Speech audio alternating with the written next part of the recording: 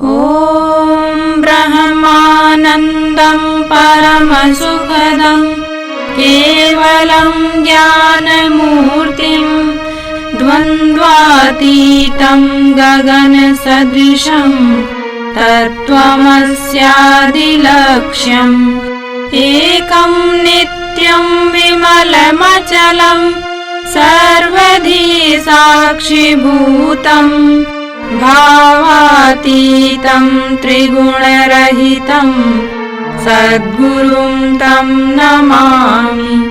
अखण्डानन्दबोधाय शिष्यसन्तापहारिणे सच्चिदानन्दरूपाय तस्मै श्रीगुरवे नमः। लक्ष्मीर्मेधाधरा पुष्टिः गौरी तुष्टिः प्रभाधृतिः एताभिः पाहि तनुभिः अष्टाभिर्मां सरस्वती। सरस्वत्यै नमो नित्यं भद्रकाल्यै नमो नमः। वेदान्त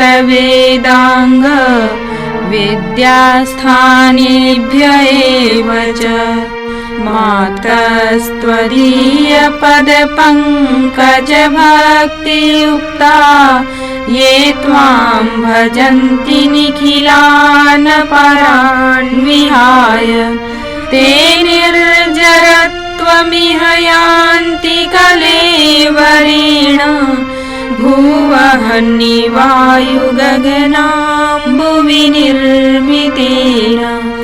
व्यासाय विष्णुरूपाय व्यासरूपाय विष्णवे नमो वै ब्रह्मनिधये वासिष्ठाय नमो नमः।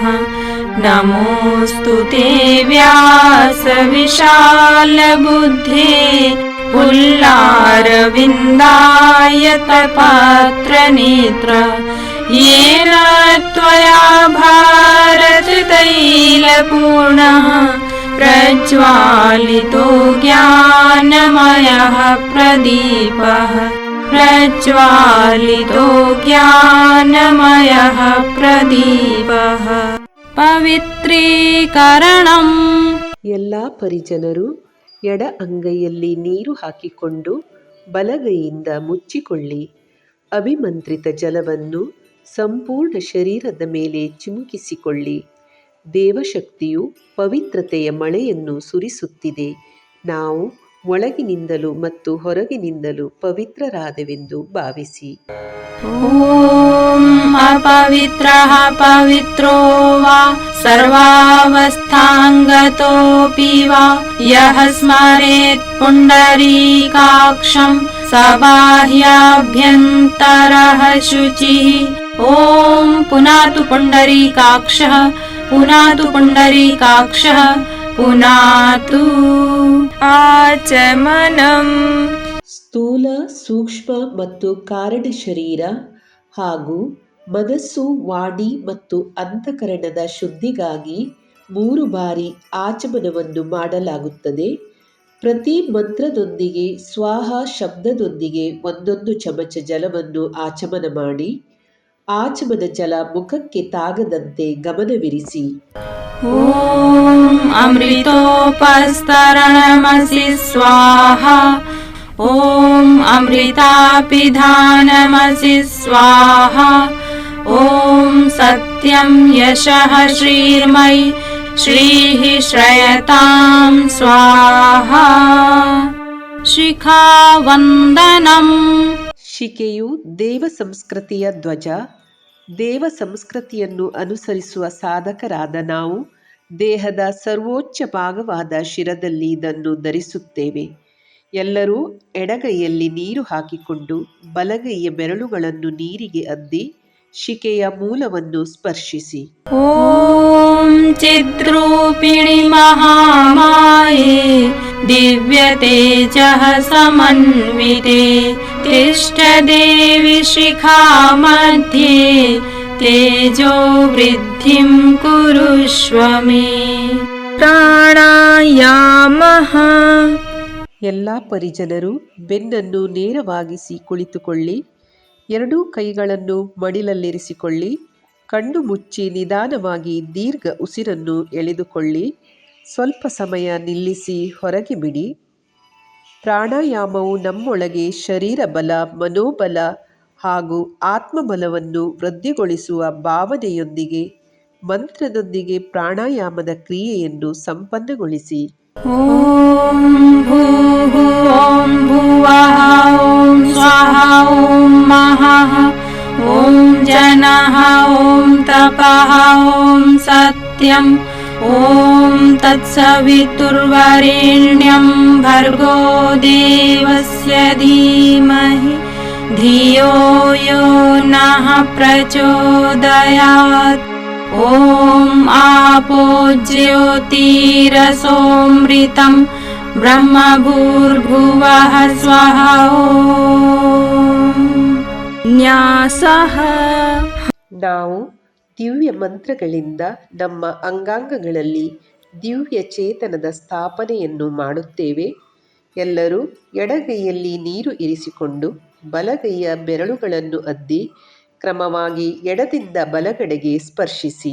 ವಾಂಗ್ಮೇ ಆಸ್ಯೇಸ್ತು ಓಂ ನಸೋರ್ಮೇ ಪ್ರಾಣೋಸ್ತು ಓಂ ಅಕ್ಷ್ಣೋರ್ಮೇ ಚಕ್ಷುರಸ್ತು ಓಂ ಕರ್ಣಯೋರ್ಮೇ ಶ್ರೋತ್ರಮಸ್ತು ಓಂ ಬಾಹವೋರ್ಮೇ ಬಲಮಸ್ತು ಓಂ ಊರ್ವೋರ್ಮೇ ಓಜೋಸ್ತು ಓಂ ಅರಿಷ್ಟಾನಿ ಮೇಂಗಾನಿ ತನುಸ್ತನ್ವಾ ಮೇ ಸಹ ಸಂತು. ಪೃಥ್ವೀ ಪೂಜನಂ. ಪೃಥ್ವಿ ಮಾತೆಯು ವಿಶಾಲಳು, ಕ್ಷಮಾಶೀಲಳು ಮತ್ತು ಅನ್ನ ನೀರನ್ನು ಕರುಣಿಸುವವಳಾಗಿದ್ದಾಳೆ. ನಮಗೆ ವಿಶಾಲತೆ, ಸಹನಶೀಲತೆ ಹಾಗೂ ಉದಾರತೆಯಂತಹ ದಿವ್ಯ ಸಂಸ್ಕಾರಗಳನ್ನು ನೀಡುವಂತೆ ಭೂಮಿ ತಾಯಿಯನ್ನು ಪ್ರಾರ್ಥಿಸಿ.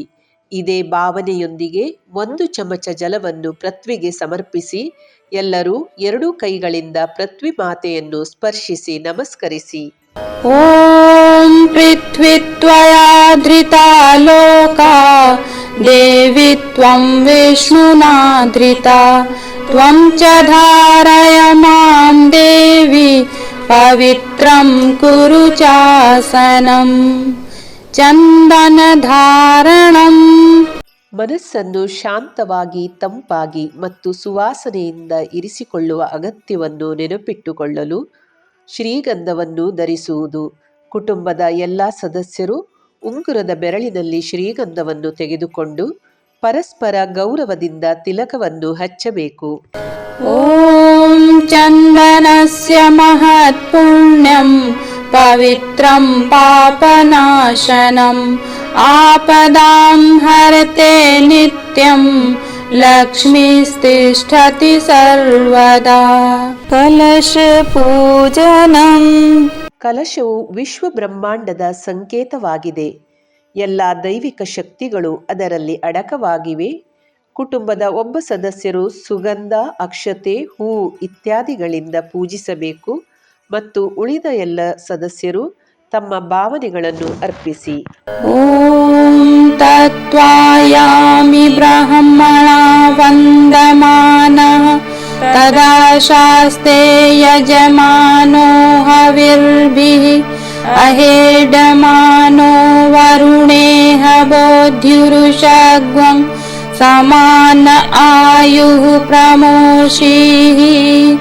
ಓಂ ಮನೋಜ್ಯೋತಿರ್ಜುಷತಾಂ ಮಾಧ್ಯಸ್ಯ ಬೃಹಸ್ಪತಿರ್ಯಜ್ಞಮಿಮಂ ತನೋತ್ವರಿಷ್ಟಂ ಯಜ್ಞಗ್ವಂ ಸಮಿಮಂ ದಧಾತು ವಿಶ್ವೇ ದೇವಾಸ ಇಹ ಮಾದಯಂತಾಂ. ಓಂ ಪ್ರತಿಷ್ಠ. ಓಂ ವರುಣಾಯ ನಮಃ.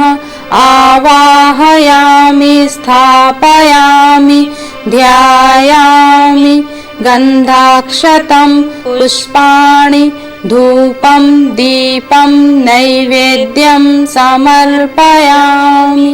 ॐ कलशस्थदेवताभ्यो नमः। दीपपूजनम्।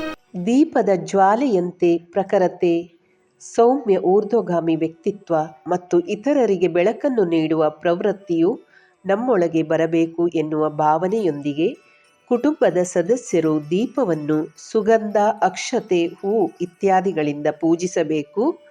ಕುಟುಂಬದ ಸದಸ್ಯರೆಲ್ಲರೂ ಬೆಳಕಿನ ರೂಪದಲ್ಲಿ ದೇವರನ್ನು ಧ್ಯಾನಿಸಬೇಕು ಮತ್ತು ಆ ಬೆಳಕನ್ನು ಧಾರಣೆ ಮಾಡುವ ಭಾವನೆಯನ್ನು ಮಾಡಿ. अग्निर्ज्योतिर्ज्योतिरग्निः स्वाहा, सूर्यो ज्योतिर्ज्योतिः सूर्यः स्वाहा, अग्निर्वर्चो ज्योतिर्वर्चः स्वाहा, सूर्यो वर्चो ज्योतिर्वर्चः स्वाहा, ज्योतिः सूर्यः सूर्यो ज्योतिः स्वाहा। ಎಲ್ಲ ಸದಸ್ಯರು ದೈವಿ ಶಕ್ತಿಯನ್ನು ಆಹ್ವಾನಿಸಿ ಮೊದಲನೇದಾಗಿ ಮಾನವರನ್ನು ಅಜ್ಞಾನದ ಕತ್ತಲೆಯಿಂದ ಜ್ಞಾನದ ಬೆಳಕಿನೆಡೆಗೆ ಕರೆದೊಯ್ಯುವ ಸಾಮರ್ಥ್ಯವಿರುವ ಗುರುವಿನ ಶಕ್ತಿಯನ್ನು ಆಹ್ವಾನಿಸಿ.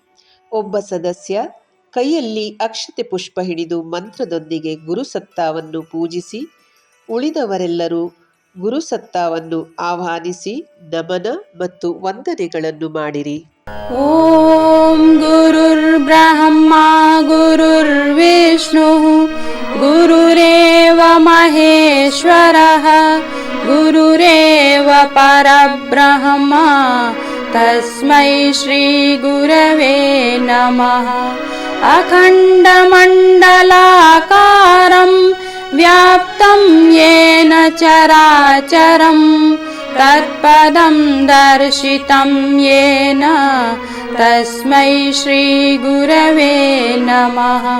ಮಾತೃವತ್ ಲಾಲಯಿತ್ರೀ ಚ ಪಿತೃವತ್ ಮಾರ್ಗದರ್ಶಿಕಾ ನಮೋಸ್ತು ಗುರು ಸತ್ತಾಯೈ ಶ್ರದ್ಧಾ ಪ್ರಜ್ಞಾಯುತಾಚಯ. ಓಂ ಶ್ರೀ ಗುರವೇ ನಮಃ. ಆವಾಹಯಾಮಿ ಸ್ಥಾಪಯಾಮಿ ಧ್ಯಾಯಾಮಿ. ವೇದ ಮಾತಾ, ದೇವ ಮಾತಾ, ವಿಶ್ವಮಾತಾ. ದೇವಮಾತೆ, ವಿಶ್ವಮಾತೆ, ಸಜ್ಞಾನ ಮತ್ತು ಸದ್ಭಾವನೆಗಳ ಅಧಿಷ್ಠಾತ್ರಿ ತಾಯಿ ಗಾಯತ್ರಿಯನ್ನು ಆಹ್ವಾನಿಸಿ ಪೂಜಿಸಿ. ಓಂ ಆಯಾತು ವರದೆ ದೇವಿ ತ್ರ್ಯಕ್ಷರೇ ಬ್ರಹ್ಮವಾದಿನಿ ಗಾಯತ್ರಿ ಛಂದಸಾಂ ಮಾತಃ ಬ್ರಹ್ಮಯೋನೇ ನಮೋಸ್ತುತೆ. ಓಂ ಶ್ರೀ ಗಾಯತ್ರ್ಯೈ ನಮಃ. ಆವಾಹಯಾಮಿ ಸ್ಥಾಪಯಾಮಿ ಧ್ಯಾಯಾಮಿ. ಓಂ ಅಭೀಪ್ಸಿತಾರ್ಥ ಸಿದ್ಧ್ಯರ್ಥಂ पूजितो यः सुरासुरैः सर्वविघ्नहरस्तस्मै गणाधिपतये नमः. सर्वमङ्गलमाङ्गल्ये शिवे सर्वार्थसाधिके शरण्ये त्र्यम्बके गौरी नारायणि नमोऽस्तुते. ॐ त्र्यम्बकं यजामहे सुगन्धिं पुष्टिवर्धनम् उर्वारुकमिव बन्धनान् मृत्योर्मुक्षीयमामृतात्. ॐ शुक्लां ब्रह्मविचारसार परमां आद्यां जगद्व्यापिनीं वीणापुस्तकधारिणीमभयदां जाड्यान्धकारापहाम्. हस्ते स्फाटिकमालिकां विदधतीं पद्मासने संस्थितां वन्दे तां परमेश्वरीं भगवतीं बुद्धिप्रदां शारदां. ब्रह्मा मुरारी त्रिपुरान्तकारी भानुः शशि भूमिसुतो बुधश्च गुरुश्च शुक्रः शनिराहुकेतवः सर्वे ग्रहाः शान्तिकरा भवन्तु। रक्षाविधानम् ದಶ ದಿಕ್ಕುಗಳಿಂದ ಬರುವ ವಿಭಿನ್ನವಾದ ಆಸುರಿ ಶಕ್ತಿಗಳಿಂದ ರಕ್ಷಣೆಯಾಗಲು ಎಲ್ಲ ದಿಕ್ಕುಗಳಿಗೂ ಮಂತ್ರಾಕ್ಷತೆಯನ್ನು ಹಾಕಲಾಗುತ್ತದೆ. ಒಬ್ಬ ಸದಸ್ಯ ಎಡಗೈಯಲ್ಲಿ ಅಕ್ಷತೆಯನ್ನು ತೆಗೆದುಕೊಂಡು ನಿಂತುಕೊಳ್ಳಿ ಮತ್ತು ಯಾವ ದಿಕ್ಕಿನ ರಕ್ಷಣೆಗಾಗಿ ಮಂತ್ರ ಹೇಳಲಾಗುತ್ತದೆಯೋ ಆ ದಿಕ್ಕಿನತ್ತ ಅಕ್ಷತೆಯನ್ನು ಹಾಕಿ ನಮ್ಮ ಯಜ್ಞ ವಿಘ್ನಕಾರಿ ಶಕ್ತಿಗಳಿಂದ ಸುರಕ್ಷಿತವಾಗುತ್ತಿದೆ ಎಂದು ಭಾವಿಸಿ ಪೂರ್ವ ದಿಕ್ಕಿನಿಂದ ಅಕ್ಷತೆ ಹಾಕಲು ಪ್ರಾರಂಭಿಸಿ. ಯಜ್ಞಕುಂಡದ ಸುತ್ತಲೂ ಪ್ರದಕ್ಷಿಣಾಕಾರವಾಗಿ ಸೂಚಿಸಿದ ದಿಕ್ಕಿನತ್ತ ಮಂತ್ರಾಕ್ಷತೆಯನ್ನು ಹಾಕುತ್ತಿರಿ.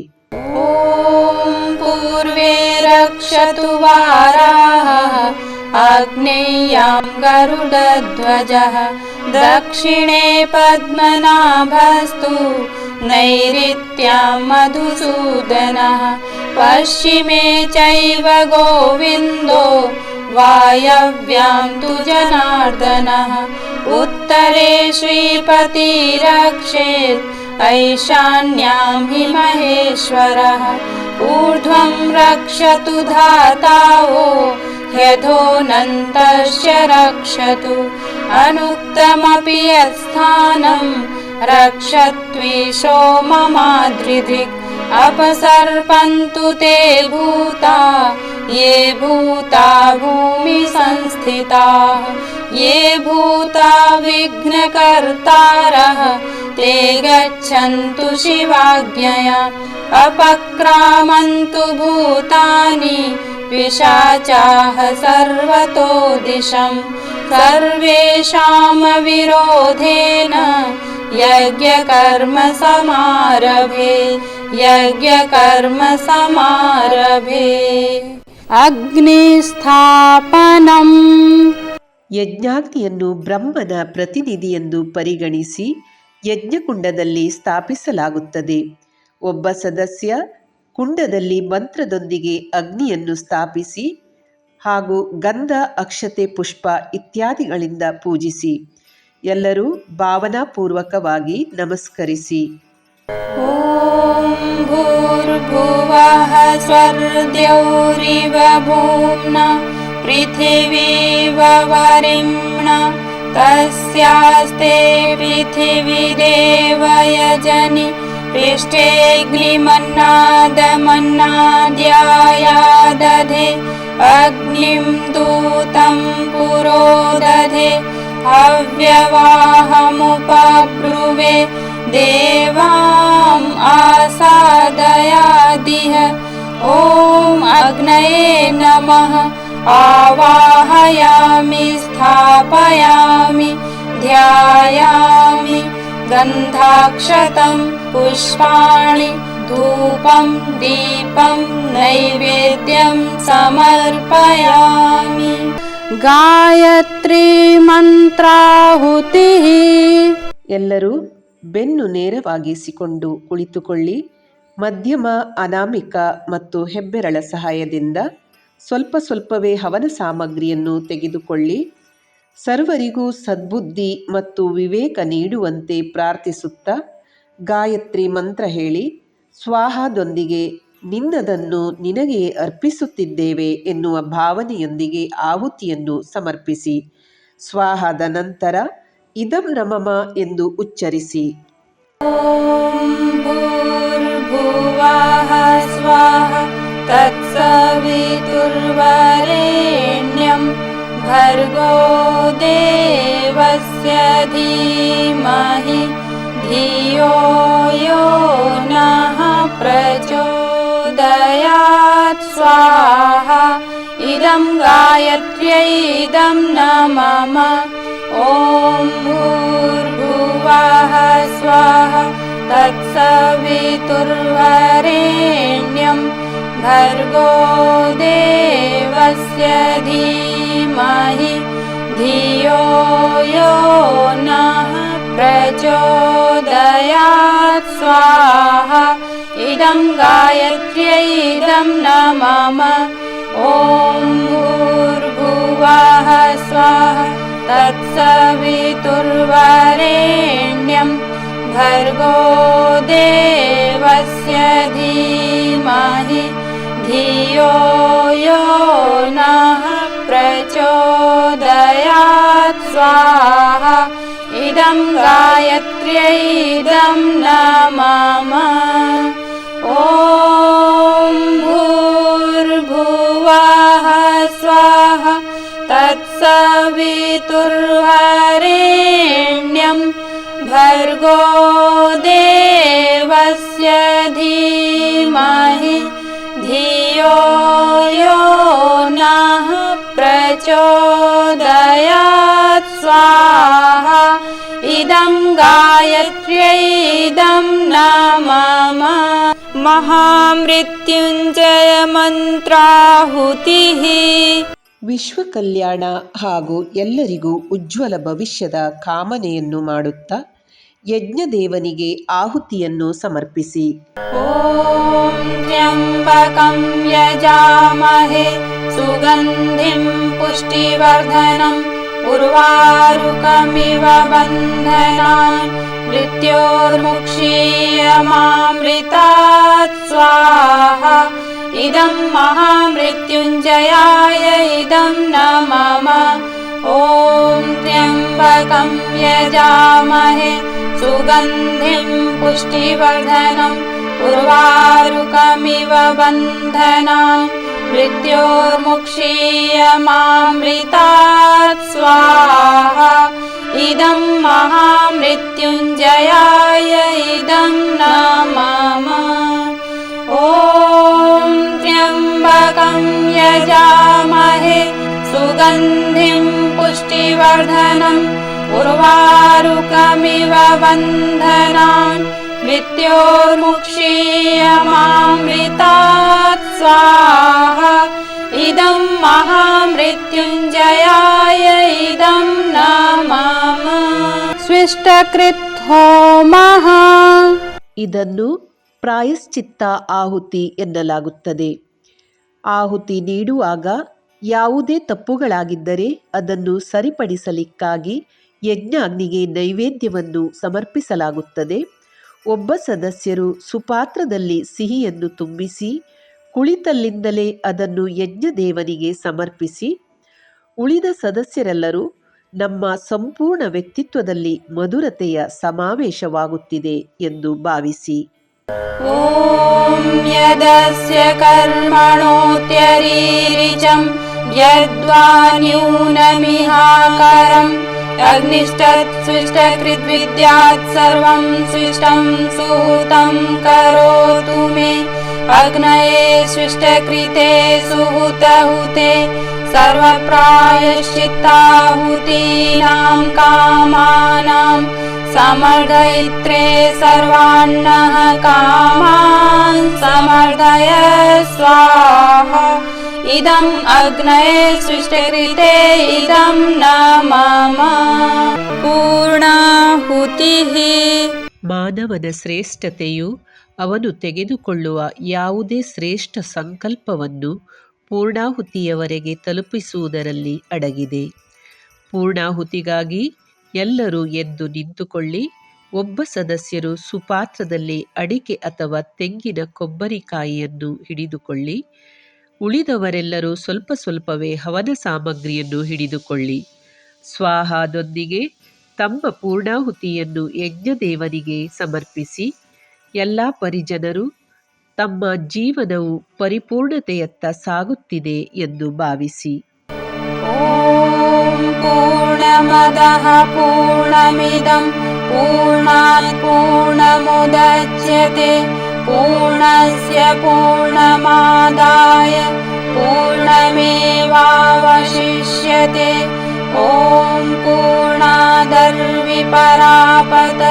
ಸುಪೂರ್ಣಾ ಪುನರಾಪತ ವಸ್ನೇವ ವಿಕ್ರೀಣಾವಹ ಇಶಮೂರ್ಜಗ್ವಂಶತಕ್ರತೋ ಸ್ವಾಹಾ ಓಂ ಸರ್ವಂ ವೈ ಪೂರ್ಣಗ್ವಂ ಸ್ವಾಹಾ ಓಂ ಸರ್ವಂ ವೈ ಪೂರ್ಣಗ್ವಂ ಸ್ವಾಹಾ ॐ सर्वं वै पूर्णग्वं स्वाहा ವಸೋರ್ಧಾರಾ ಕಾರ್ಯದ ಆರಂಭದಲ್ಲಿ ಜನರು ಎಷ್ಟು ಉತ್ಸಾಹದಿಂದ ಇರುತ್ತಾರೋ ಅದಕ್ಕಿಂತ ಹೆಚ್ಚಿನ ಉತ್ಸಾಹ ಕೊನೆಯವರೆಗೂ ಇರಬೇಕು. ಸತ್ಕರ್ಮದಲ್ಲಿ ಅವಿನಾಭಾವ ಸ್ನೇಹದ ಪ್ರವಾಹ ದೃಢವಾಗಿರಲಿ ಎನ್ನುವ ಭಾವನೆಯೊಂದಿಗೆ ಒಬ್ಬ ಸದಸ್ಯರು ಸುಪಾತ್ರದಲ್ಲಿ ತುಪ್ಪವನ್ನು ತೆಗೆದುಕೊಂಡು ಮಂತ್ರದೊಂದಿಗೆ ಮೆಲ್ಲ ಮೆಲ್ಲನೆ ಧಾರೆಯಾಗಿ ಅಗ್ನಿಗೆ ಅರ್ಪಿಸಬೇಕು. ॐ वसोः पवित्रमसि शतधारं वसोः पवित्रमसि सहस्रधारं देवस्त्वा सविता पुनातु वसोः पवित्रेण शतधारेण सुप्त्वा कामधुक्षः स्वाहा ನೀರಾಜನಂ ಆರತಿ. ಒಬ್ಬ ಸದಸ್ಯರು ಆರತಿ ತಟ್ಟೆಯಲ್ಲಿರುವ ದೀಪವನ್ನು ಪ್ರಜ್ವಲಿಸಿ 3 ಬಾರಿ ನೀರನ್ನು ಪ್ರೋಕ್ಷಿಸಿ. ಆರತಿ ಬೆಳಗುವ ತಾತ್ಪರ್ಯವೆಂದರೆ ಯಜ್ಞದೇವರ ಸಮ್ಮಾನ ಗೌರವ, ಪರಮಾರ್ಥ ಪರಾಯಣದ ಜ್ಞಾನದ ಪ್ರಕಾಶವು ದಶ ದಿಕ್ಕುಗಳಲ್ಲಿ ಹರಡಲಿ ಎನ್ನುವ ಭಾವನೆಯೊಂದಿಗೆ ದೇವರ ಪ್ರತಿಮೆಯ ಮತ್ತು ಯಜ್ಞದೇವರ ಆರತಿಯನ್ನು ಬೆಳಗಿ. ಆರತಿ ನಂತರವೂ ಪುನಃ 3 ಬಾರಿ ಜಲವನ್ನು ಸುತ್ತು ಹಾಕಿ ಆರತಿಯನ್ನು ಎಲ್ಲರಿಗೂ ತಲುಪಿಸಿ. ಎಲ್ಲರೂ ಕೈ ಮುಗಿದು ಭಾವನಾಪೂರ್ವಕವಾಗಿ ಆರತಿಯನ್ನು ಸ್ವೀಕರಿಸಿ. ಓಂ ಯಂ ಬ್ರಹ್ಮ ವೇದಾಂತವಿದೋ ವದಂತಿ ಪರಂ ಪ್ರಧಾನಂ ಪುರುಷಂ ತಥಾನ್ಯೇ ವಿಶ್ವೋದ್ಗತಿಃ ಕಾರಣಮೀಶ್ವರಂ ವಾ ತಸ್ಮೈ ನಮೋ ವಿಘ್ನ ವಿನಾಶನಾಯ. ಓಂ ಯಂ ಬ್ರಹ್ಮ ವರುಣೇಂದ್ರ ರುದ್ರ ಮರುತಃ ಸ್ತುನ್ವಂತಿ ದಿವ್ಯೈಸ್ತವೈಃ ವೇದೈಃ ಸಾಂಗಪದಕ್ರಮೋಪನಿಷದೈಃ गायन्ति यं सामगाः. ध्यानावस्थिततद्गतेन मनसा पश्यन्ति यं योगिनो यस्यान्तं न विदुः सुरासुरगणाः. देवाय तस्मै नमः, देवाय तस्मै नमः. ಘೃತಾವಘ್ರಾಣಂ ಪ್ರಣೀತ ಪಾತ್ರೆಯಲ್ಲಿ ಸಂಗ್ರಹವಾಗಿರುವ ತುಪ್ಪದ ಹನಿಗಳನ್ನು ಎಲ್ಲರೂ ಬಲಗೈ ಬೆರಳಿನಿಂದ ತೆಗೆದುಕೊಂಡು ಅಂಗೈಗೆ ಹಚ್ಚಿಕೊಂಡು ಯಜ್ಞಕುಂಡದತ್ತ ಬಿಸಿಗೆ ಚಾಚಿ ಮಂತ್ರದ ನಂತರ 2 ಕೈಗಳನ್ನು ಉಜ್ಜಿ ಗಾಯತ್ರಿ ಮಂತ್ರದೊಂದಿಗೆ ಮೂಗಿನತ್ತ ಹಿಡಿದು ಮುಖ ಅಂಗಾಂಗಗಳಿಗೆ ಒರೆಸಿಕೊಳ್ಳುತ್ತಾ ಯಜ್ಞದ ಶಕ್ತಿ ನಮ್ಮೊಳಗೆ ಪ್ರವೇಶಿಸುತ್ತಿದೆ ಎಂದು ಭಾವಿಸಬೇಕು. ॐ तनूपा अग्नेसि तन्वं मे पाहि. ॐ आयुर्दा अग्नेसि आयुर्मे देहि. ॐ वर्चोदा अग्नेसि वर्चो मे देहि. ॐ अग्नेयन्मे तन्वा ऊनं तन्म आपृण. ॐ मेधां मे देवः सविता आदधातु. ॐ मेधां मे देवी सरस्वती आदधातु. ॐ मेधां मे अश्विनौ देवावाधत्तां पुष्करस्रजौ. ॐ भूर्भुवः स्वः तत्सवितुर्वरेण्यं भर्गो देवस्य धीमहि धियो यो नः प्रचोदयात्. ಶುಭಕಾಮನಾ ಕೈಗಳೆರಡನ್ನೂ ಚಾಚಿ ಯಜ್ಞದೇವರಲ್ಲಿ ಸಕಲರ ಹಿತವನ್ನು ಬಯಸುತ್ತಾ ಶುಭಕಾಮನೆಗಳನ್ನು ಯಾಚಿಸಿರಿ. ॐ स्वस्ति प्रजाभ्यः परिपालयन्तां न्यायेन मार्गेण महीं महिषाः. गोब्राह्मणेभ्यः शुभमस्तु नित्यं. लोकाः समस्ताः सुखिनो भवन्तु. सर्वे भवन्तु सुखिनः सर्वे सन्तु निरामयाः सर्वे भद्राणि पश्यन्तु मा कश्चित् दुःखमाप्नुयात् श्रद्धां मेधां यशः प्रज्ञां विद्यां पुष्टिं श्रियं बलं तेजरायुष्यमारोग्यं देहि मे हव्यवाहन देहि मे हव्यवाहन ವಿಸರ್ಜನಂ. ಆವಾಹಿಸಿದ ದೇವಶಕ್ತಿಗಳಿಗೆ ಭಾವಪೂರ್ಣವಾದ ವಿದಾಯವನ್ನು ನೀಡುತ್ತಾ ಒಬ್ಬ ಪರಿಜನರು ಪೂಜಾ ವೇದಿಕೆಯಲ್ಲಿ ಪುಷ್ಪಾಂಜಲಿಯನ್ನು ಅರ್ಪಿಸಿ, ಒಬ್ಬ ಪರಿಜನರು ಯಜ್ಞಕುಂಡಕ್ಕೆ ಅಕ್ಷತೆಯನ್ನು ಅರ್ಪಿಸಿ, ಉಳಿದ ಎಲ್ಲ ಪರಿಜನರು ವಿದಾಯದೊಂದಿಗೆ ಕೈ ಮುಗಿದುಕೊಂಡು ಇಂತಹ ದೈವಿ ಅನುಗ್ರಹ ನಮಗೆ ಇದೇ ರೀತಿ ಸತತವಾಗಿ ಸಿಗುತ್ತಿರಲಿ ಎಂದು ದೇವರಲ್ಲಿ ಪ್ರಾರ್ಥಿಸಿ. ಓಂ ಗಚ್ಚತ್ವಂ ಭಗವನ್ನಗ್ನೇ ಸ್ವಸ್ಥಾನೇ ಕುಂಡಮಧ್ಯತಃ ಉತಮಾದಾಯ ದೇವೇಭ್ಯಃ ಶೀಘ್ರಂ ದೇಹಿ ಪ್ರಸೀದ ಮೇ.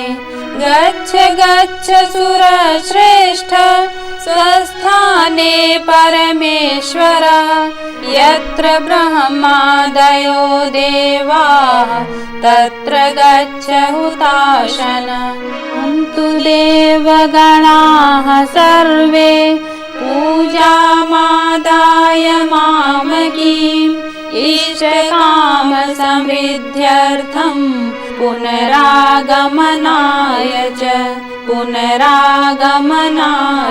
ಚ.